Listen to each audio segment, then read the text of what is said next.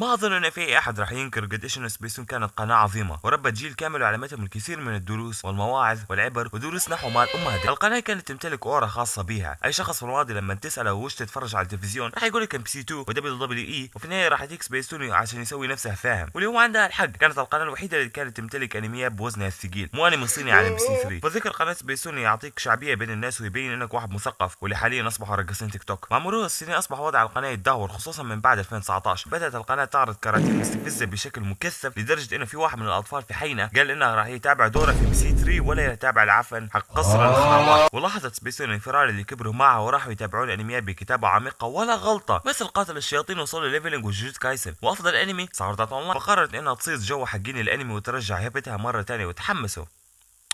هو تحمس كثير الصراحة، وقرروا انهم راح يدبلجوا انمي ميدن ابس، وهو انمي اطفال لطيف ومغامرة رهيبة ينفع انك تشاهده مع عائلتك، وعادي تخلي المكسة جنبك مع والديك، وعدك انك راح تنضرب وش تحسب انك قاعد تشوف. هذا الانمي سوى 1-0 لكل الناس اللي حكموا عليه من البوستر. الانمي هذا لو اقدر اوصفه بكلمة واحدة فراح اقول مقرف بالمعنى الحرفي، كشيء ممكن يلخص اغلب الانمي. فهو الانمي اللي ما يستحي انه يوريك مشاهد مقرفه او دمويه بشكل يخليك تبغى تستفرغ، واللي هو شيء اشوفه ممتاز عشان يخليني اشعر بمدى جديه وخطوره الاحداث. هذا غير الكاتب الددي اللي سوى كل شيء شنيع في الاطفال حقنا، طعنهم قطعهم شفط الكاتب شغال صح معهم. لكن سبيستون ما بلعت 10-0 بل بلعت عيد 0 في الثانيه اللي قرروا يدبلجوا فيها هذا الانمي. لو نتكلم عن الدبلجه فانا عندي شويه اراء عنها، واضف اني ما تابعت الانمي مره ثانيه بالكامل بالدبلجه العربيه حقت سبيستون، بل شاهدت حلقات معينه بس عشان اشوف الاداء والتعديلات والتحريفات اللي سووها. والشخصيات الاساسيه اللي هم ديكو ريكو وريج الاصوات حقهم مره ظابطه، وريك خصوصا.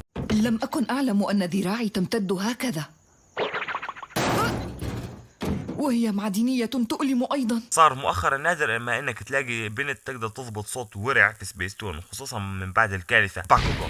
ماذا قلت يا صوتها متماشي معاه، وحتى ريجو بوندورد وجيرو سنستدرجه باستعمالها وبعدها أسلط الضوء لأربكه ونهاجمه. لن تستطيعي الصمود في عمق الأمتار 400، ولن تستطيعي مقاومة أمراض الفجوة في أثناء الصعود أيضا. التجربة ناجحة، وهذا بفضل جهودك. أحسنت ناناتشي. صراحة ما عندي ملاحظات لصوتها غير انه ممتاز، ولكن الشخصيات اللي صوتها كان يمشي الحال هم امثال ناناتشي واوزن، ولو اقدر احط تصنيف راح اصنفهم تحت صوت شخصية، يعني مو متمشي مع الشخصية او ما تنافيها، خصوصا ناناتشي.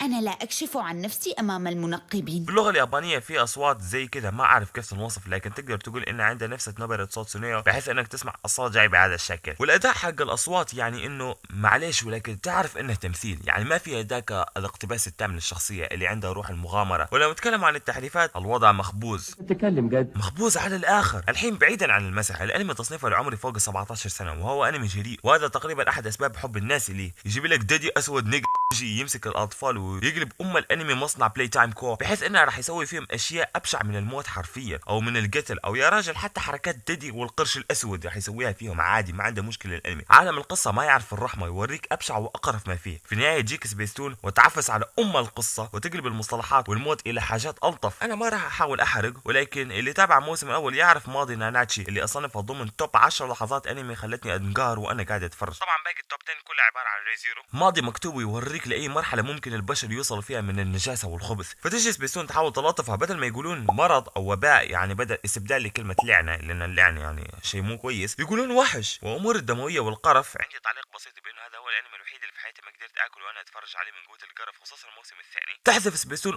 او تحجبهم بشكل يخليك تحس ببعض اللقطات الناقصه كمتابع جديد، وهو مهما قلت يظل شيء مو منطقي، تنزع وتخفف الخطر الاكبر في القصه، واللي يخليك كمشاهد تخاف على الابطال. انا عارف ان في ناس راح يجوني يقولوا لي ليش ركز على التحريفات والقص والحجب، لانه باختصار الانمي ما انعرض على التلفزيون، هو انمي حصري بس عشان سبيستون جو، ومصنف انه فوق Really nigga. اعتقد انه بسبب الموسم الثاني اللي اعطى سبيستون عيدين صفر. الكلام اللي قلت عن الموسم الاول للانمي الاستوديو ضربه في 10 وطلع لك الموسم الثاني، هذا وانا ما تكلمت عن الفيلم لسه. الانمي موجه في الكبار للاصل، وهو متقصد انه يتناقض مع تصاميم شخصياتها اللي تحسهم طالعين كيوت الف، ولكن القصه وكميه السوداويه والقرف اللي فيه ابعد ما يكون عن سبيستون، القناه البريئه اللي تحاول تقعد في المنطقه الامنه اللي تعرض برامج اطفال رخيصه والابتعاد عن الانميات ولو كان في الجيد منها للدبلجه. وبسبب ذا الشيء حتى الانمي اللي كان مفروض يستهدف الكبار صار محرف لدرجه انك ما تدري وش قاعد تشوف، ما تدري قدر هو يستهدف الاطفال بتلطيفها الزايد او انها للكبار عشان يخلي بعض المشاهد، فحرفيا ما تدري وش قاعد تشوف، حرفيا ما عارف انا اقول لك انا اصلا. اسمع يا سبيستون، في اعمال كويسه تقدر تدبلجيها للعربيه وما في اي مشكله، يبغى لك بس تكه كده وتربح منها، واول انمي هو قاتل الشيطان.